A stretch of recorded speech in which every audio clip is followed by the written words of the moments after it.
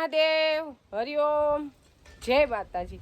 તો આપણે આવી ગયા વાડીએ ને વાડીએ તો આપણે કરંજના સાંયે બેહીને એટલે એવો સરસ પવન આવે પણ આપણે બેહવાનું નથી, કામ કરવાનું છે। આપણે નીંદવાના છે મગ ને દેવાંશીને પપ્પાને હાંકવાનું છે હાથી। એટલે એને હાથી હજી કંઈક પૂરવાનું બાકી રહી ગયું છે, એ તો બાકી જ રહે। કાલ દેવાંશે પૂરી તો દીધું તું, હે પૂરી નતું દીધું કાલ દેવાંશે?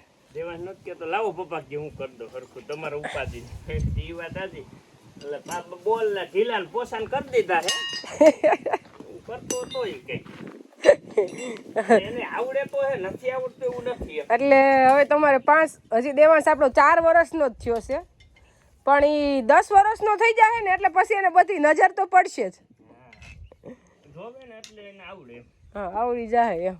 આમ તો ગાયું આપણે ગૌશાળામાં બાંધી હોય પણ ન્યાય એટલો બધો પવન ન આવે જેટલો અહીંયા આવે એટલો। એટલે રાંજી બાપાએ જો અત્યારમાં ગાયું લઈ લીધી છે અહીંયા અને હમણાં નીંદ નાખી દે ને આપણે આવીને દોઈ લીધી। તમારે 3 જણા જોહે કે એકથી હાલશે હજી? 3 જણા, એક ડ્રાઈવર ને 2 વાહ। આપણે મગ નીંદવાનું કામ ચાલુ છે પણ આપણે અહીંયા હાથી આકે છે કપાસવાળામાં ભાગ્યું વાયું એમાં, એટલે આપણે દેવાંશીને પપ્પા પાસે આટો મારવા આવ્યા। એકલા કામ કરતા હોય ને એટલે એમ થાય થોડીક વાર એને પપ્પા પાસે આટો મારી આવી એટલે પાછું કામ હોરવે। અને એમાં કાંઈ બહુ ખડ તો છે નહીં પણ ઝીણું ઝીણું ખડ છે ને એટલે જલ્દી ઉકલે નહીં। અને હાથી તો અહીંયા ઘણું હાલી ગયું છે, થોડુંક જ રહ્યું છે।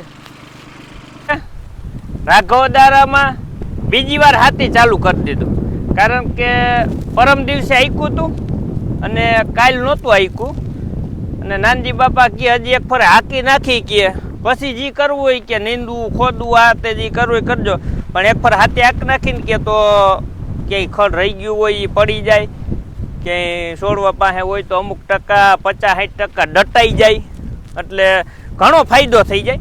કારણ કે જો આપણે હાર છે એમાં બીજી પર હાલે છે ને એટલે બધુંય ખડ દટાતું જાય છે અને લગભગ આમાં રહેતું જ નથી એમ કહી તો હાલે।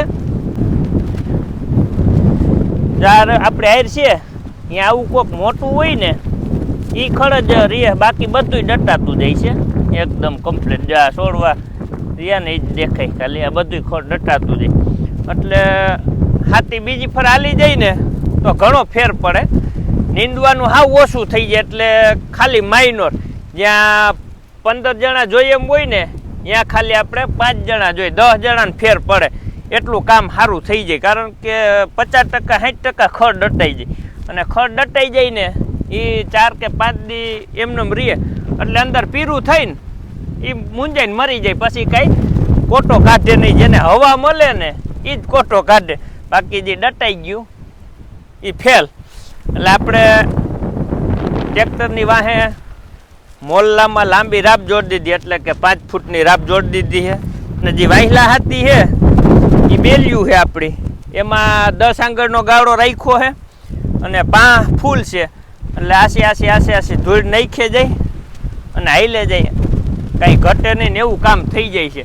એટલે હવે પાછું આંકવાનું નથી હાથી, અત્યારે એક ફર હાલી ગયું ને એટલે હવે કમ્પ્લીટ થઈ ગયો, બીજી ફર આંકવાનું, ત્રીજી ફરે આંકવાનું નથી હવે પાછું। તમને તો ઉકળ છે લઈને આખી નાખો એટલે મને નહીં પણ નાનજી બાપાને એમ થાય વળી 2 દી પછી કે આંકવું છે તો એની મુલાકાત લઈ નાનજી બાપાની। શું કે નાનજી બાપા તમારું પાછું આંકવું જો કે હાલ છે? 5-7 દી વરસાદ ન આવે તો આંકવું પડે, એટલે વરસાદ આવે તો કાંઈ કરવાનું છે નહીં તો કાંઈ વાંધો નથી। એટલે નાનજી બાપાનું કહેવાનું એમ કે 5 દી વહી જાય તો શું છે કે જમીન ફાટવાની બીક ન રહી, ઓલી હેતે અમુક ટાઈમે પછી મંડે તૈડિયા પડવા અને ઓલો હાથી હાલી જાય ને તો જમીન ફાટે નહીં। અને હાથી હાલે એ આમ તો એક આપણે વરસાદ પાણી પીએ કે ઓ રેડ પાણી પાય એટલું કામ કરે, કારણ કે હાથી હાલે ને એટલે એક પાણી પીજી ને એટલું ગણ કરે એટલે હાથી નુકસાન નથી કરતું, ફાયદો જ કરે છે પણ જરૂરિયાત પ્રમાણે। પછી હાવ વરસાદ ચાલુ હોય અને ગારામાં તમે 2-3 હાથી હાંકી નાખો તો એ પાછું નુકસાન નહીં કરે કારણ કે એ જમીન તોડી નાખે, અને વરાપે હાથી તમે એકાદું વધારે હાંકો ને તો એ સારું કામ અમુકનું વધારે થઈ જાય। એટલે આપણે એવું લાગશે તો 5-6 દી પછી ફરીથી હાથી હાંકશું પણ અત્યારે જરૂર નથી।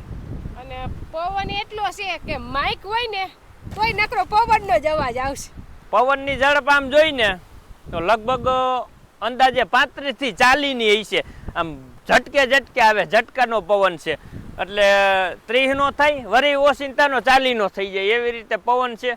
એટલે ખરેખર તો જે કપાસ છે ને એને બહુ નુકસાન કરે એમ છે, કારણ કે કપાસને આવ ઝાપટી નાખે. અને મગફળી છે તેને બહુ વાંધો ન આવે, કારણ કે એ છે ને અત્યારે હજી ઉગતી હોય ને એટલે આમ એનો ગરભોલો જાડો હોય ને કડક હોય, એટલે એને બહુ વાંધો ન આવે. અને આ કપાસના તો છોડવા છે ને આ ગરા પડી જાય જામ. એટલે આપણે આને એવો વિચાર છે કે કાલે 1-2 જણા મળી જાય ને તો આને આપણે જો આવી રીતે આમ ઢગલા કરાવી દેવા. એટલે ઢગલા થઈ જાય તો પાસે કોઈક ખડ હોય, ખડ દટાઈ જાય, એટલે દાંતણી હોય નીંદવું નહીં. અને ઢગલા થઈ જાય તો છોડવો પકડાઈ જાય ને, આ પકડાઈ જાય ને તોય આને ઘણું કામ થઈ જાય. એક પાણ પીએ ને એટલું ગણ કરે ઢગલોય, કારણ કે આ છોડવું હોય ને પાંદડા જ દેખાય અને બાકી બધું પકડાઈ જાય.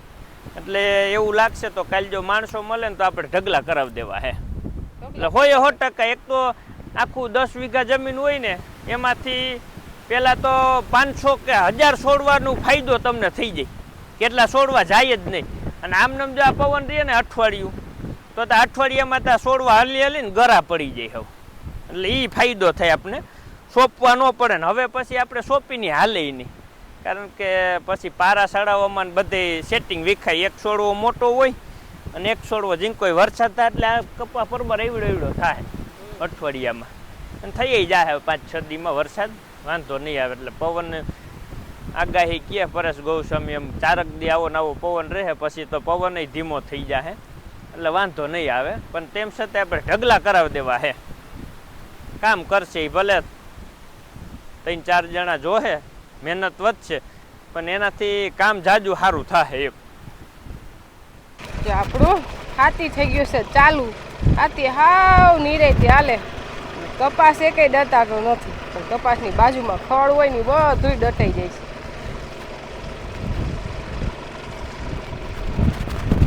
ને પાછું એકાયરે 3 હાથી. જો બળદ હોય ને તો બળદ આ કામ ન કરી શકે, એકાયરે 3 હાથી નો હાંકી ગયા. એ તો એક જ હાથી હાંકી શકે, 3 વાર હાંકી શકે, પણ 3 હાથી એકાયરે ન હાલ. પણ ટ્રેક્ટરમાં વરાપ દે ને પછી તો પરબારું પહોંચાઈ જાય. આવી રીતે 3 હાથી જોડાઈ જાય ને એટલે કામ આપણે જે 2 દિવસ થતું હોય 1 દિવસમાં થઈ જાય.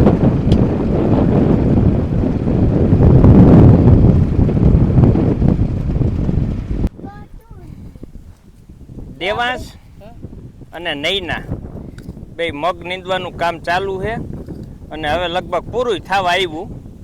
એમ નહીં થાય, રહી જાય ખાલી 7-8 આયરું કદાચ રહી જાય. 8 આયરું રહી જાય. હું તો એમ કહેતી હતી કે બપોર લગનમાં ખૂટી જાય, એને બદલે આખો દી ન ખૂટ્યા. એ તો મેં સવારે કાલે જ નહોતું તને કીધું.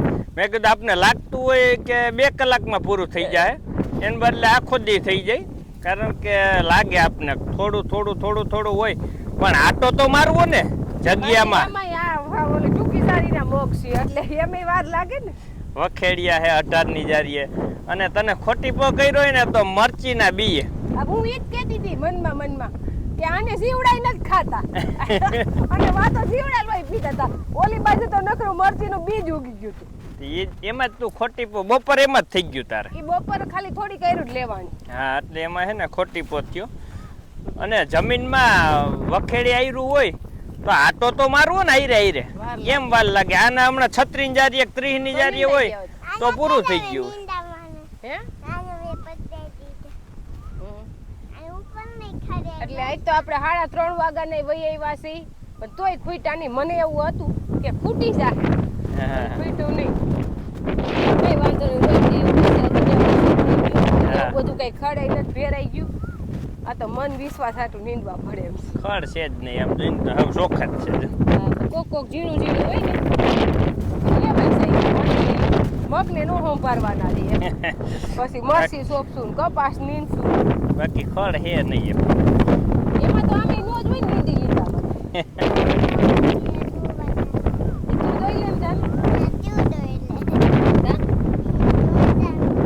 લે એને મજા નો આવે. એમાં ગાદોવામાં ક્યાં મજા લેવાની હોય? હે જાદો તો શીખવાનું હોય તું નાનો છે મોટો થાય ને જો એ નીંદતા શીખવું છે. એમ ન હોય એક તો દાંતેડી જ ઊંધી પેકડી છે આમ જા આમ નીંદવાનું હા એ